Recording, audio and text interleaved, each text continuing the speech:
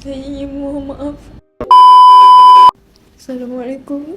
Saya Nur Atira Najwa, kakak kepada pelaku yang terlibat dalam kemalangan di Senawang. Saya ingin mohon maaf kepada pihak keluarga mangsa dan semua rakyat Malaysia atas posting dan komen yang keterlaluan sehingga membuat semua marah. Saya sedar saya telah posting dan komen tersebut dalam keadaan yang emosi. Saya betul-betul minta maaf dan saya menyesal. Kakak kepada pemandu kereta Honda Jazz yang terbabit dalam kemalangan maut di Senawang tampil mohon maaf kepada keluarga mangsa dan rakyat Malaysia atas kenyataannya dulu. Sebelum ini, tular screenshot beberapa kenyataan dimuat naik Atira seolah mempertahankan adiknya susulan insiden berkenaan.